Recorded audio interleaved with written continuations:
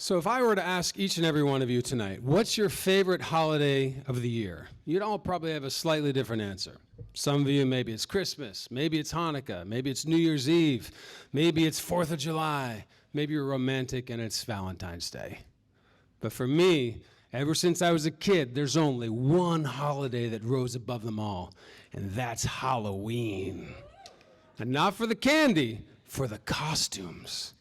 I was all about the costumes. You're a ghost, you're a vampire, who knows what you are, but let's see what you got. It's a citywide celebration of creativity, and the whole town's a stage. Walk out the door, and this is what I got, world.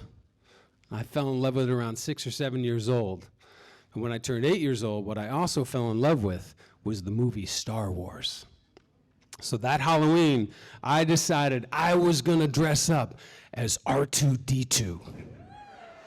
And if you're not a Star Wars fan, you know R2-D2 is the little robot. Kind of looks like a trash can, but he's got a little dome on the top, and he's got a bunch of levers and CD-ROM drives and all this stuff. But some people wanted to be Han Solo, or I wanted to be the robot from the future. I wanted to be R2-D2. But the problem was, the stores didn't have an R2-D2 costume, so I had to make my own. I was a 7 or 8 year old kid dressed up as R2-D2. I had a plan. I had my parents get me a cardboard box from the basement. I cut a hole in the bottom. I flipped it upside down, put it over my head, and I cut 2 little holes in the side for my arms. And R2-D2's got these little arms like, and he speaks and whistles like. And I was going to do the whole act, and I spray painted the whole box robot silver, and I got out Sharpie markers, and I made all the little space levers and little buttons, and I glued knobs on the side. I was like, this probably, it affects the force and gravity, and I became R2-D2. And I spent days in my bedroom, and I walked out of my bedroom to show my whole family, and I had 2 younger brothers who were 5 and 3. And my mom and dad, and I walked out, I was like, guys, check me out. What do you mean? I'm R2-D2. And everybody's like, oh my God, you did it, you're R2-D2. My mom was so proud of me. She's like, you made the costume by yourself. And then she looked over at my brother and said, well, Mark's gonna be R2-D2. What are you 2 guys gonna be? And they looked and pointed at me and said, we're gonna be R2-D2 too.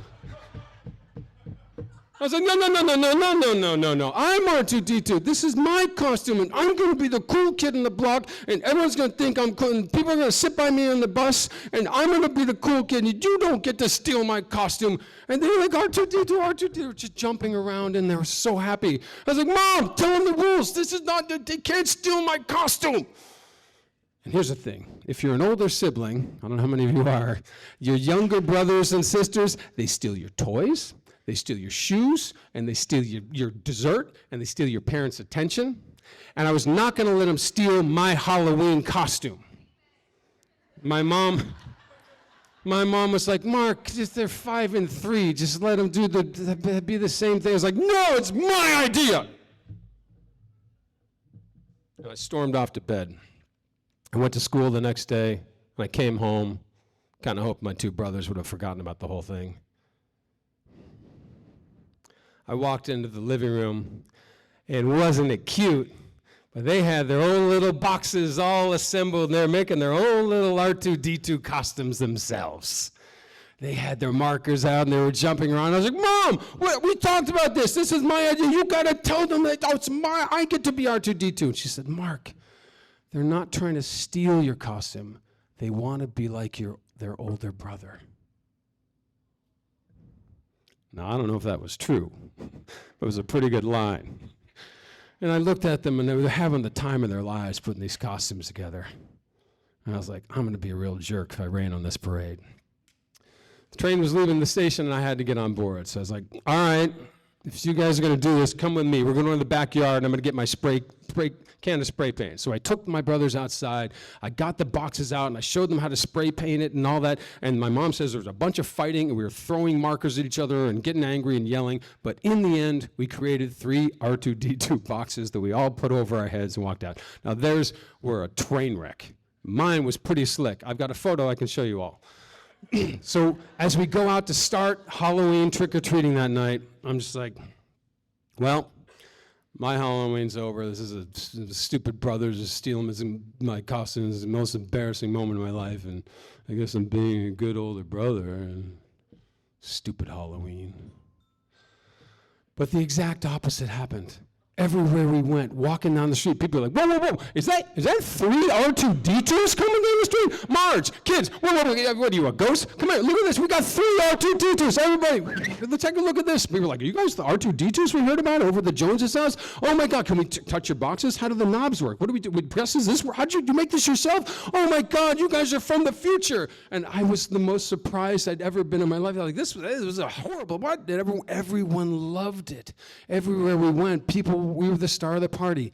We ended up the evening at the local apple orchard. I grew up in Maine, and there was a bobbing for apples competition. And try bobbing for apples, and you got a box around your head. And everyone wanted to take their pictures with us. We were the star of the whole evening. The next day, my mom gets a phone call from the local radio station. Mrs. Radcliffe, this is WTOS 103.5. We held a secret Halloween costume contest yesterday at the apple orchard, and your 3 boys won the grand prize of $100 and a transistor radio with a cassette player, which was basically like winning a free car. And I learned an incredibly valuable lesson that day, because if I'd wanted to keep the spotlight for myself, it wouldn't have worked. Sometimes, if you're willing to share the stage with others, then you create something that can truly steal the show.